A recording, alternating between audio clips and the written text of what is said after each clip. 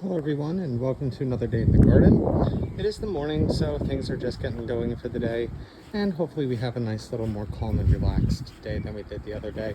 So coming over here, our normal routine. This is one of the ones that I had bought, actually one of the three that I have out here. This is a bridge sea, and this is a straight bridge sea or a Bolivian torch. As I always say, this is like a little bit iffy sometimes, and it gets better and then it gets iffy and better. So I'm just gonna leave it go because maybe it'll just turn into a wood like it did over here. But I'm not sure. Let me take this out here. I usually leave these, the grass and all of the different things. I just poked myself deep. And all these different grasses and stuff. I usually leave them in because it just gives it more of a, living soil environment to it. I'll leave this clover in next time, but you can see I'm gonna have to do some maintenance on it. Man, I did get myself good. That hurts.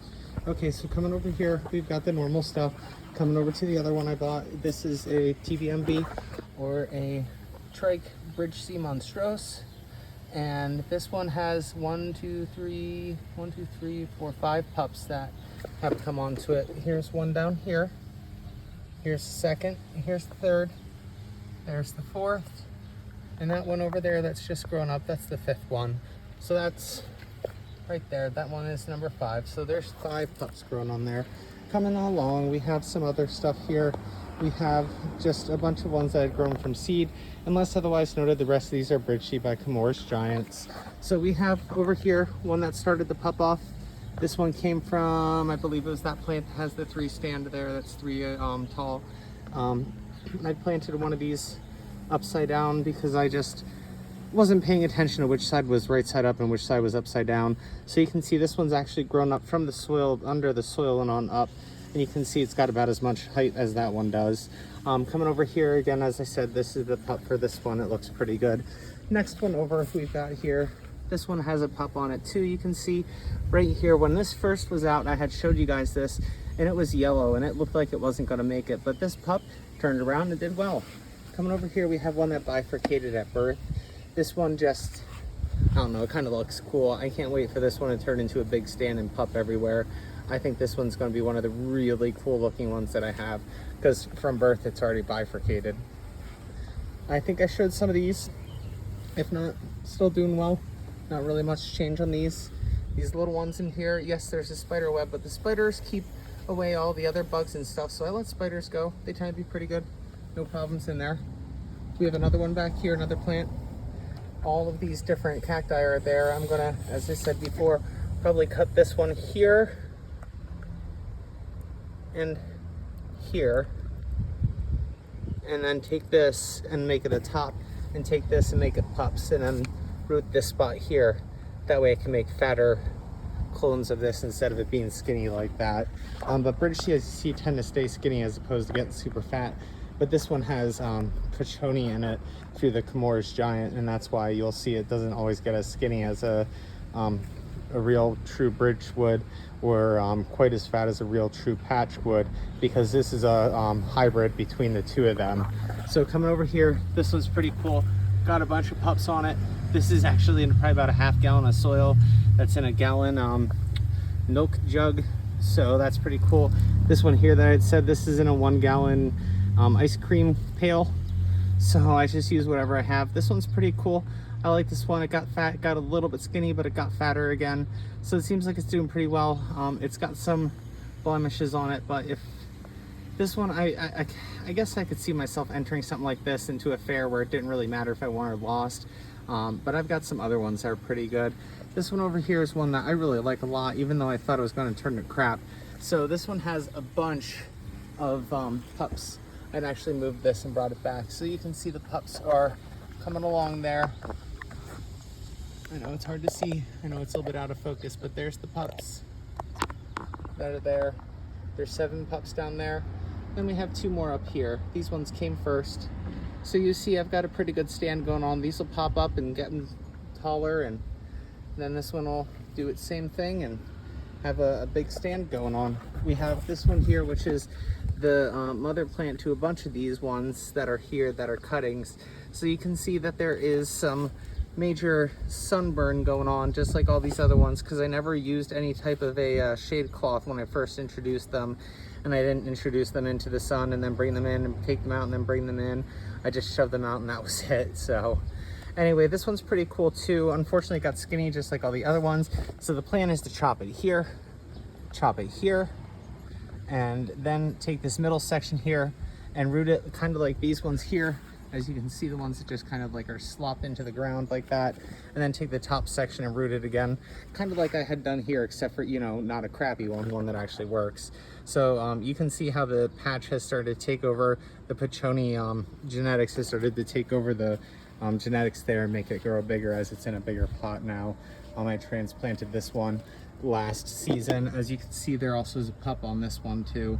Try and make it so it stays light there for you. There you go. This one over here, nothing really much going on it. No pups, nothing much. Probably gonna do the same with cutting it in a lot like what these ones are doing, and rerooting the spots and just kind of cutting this so I can get good cuttings on it. This is the other side of that one that I was showing you, and you can see the few blemishes right in here. So that might make it not perfect. This one here was a cutting that came off of probably this one. I think there's a couple other ones, or one other one or two other ones that have cuttings coming off from, but I have to remember it's that one back there that cuttings came off of, but I can figure that out as I go. That's not hard. They're two totally different looking ones, so you can figure out the difference. Anyway, that's not a problem. This one over here is the one that used to be about 3 feet tall or more, and what had happened is I couldn't get it to get inside. It was going to fall and break, and it was pulling at the roots, and I was worried about the roots, so I cut it right at the top of the roots, and I had just let that segment pretty much die because I didn't have any way to really do anything, because it was the end of the season. I had nowhere to put it that I could let it root. I mean, I could have let it go over the winter, but I don't know what good that would have really done, and then just tried in the spring, but I didn't have anywhere to root it, so I just let it go. And you can see it's worked out for me. Next time around, I have the space, and because I have my indoor cacti garden now, I have the space and everything set up that I should be able to, next time these get too big, be able to just lop it off and just put it back into another container down in the basement and be able to do well with that. So the one on the left was the first pup, this one here. This one came second, and then this last one back here did not come up until after the season started and after I started doing videos. Coming over here, as I said, these ones came off of, I believe, over on that one there. If not that one, then it was that one right over there that you can see. This one way back here that was cut off and has the stand going all the way up and down for it, for the protection and keeping it up. So coming over here, we've got another one that's starting to do pretty well. They're all starting to get fat. You can see the patch growing in it, but you can also see the bridge in it too, with the orange to red, flame red spikes, which is pretty cool. Coming over here, we've got another one. This one is the one that I would probably enter into a fair. It's got like one blemish on it, and I know it's not perfect, but I am not a professional. I just do this for fun. I'm a hobbyist. I just spend too much time on this with my hobby. This one here, I think I must have missed it. This is the one that had been upside down for like a year and a half.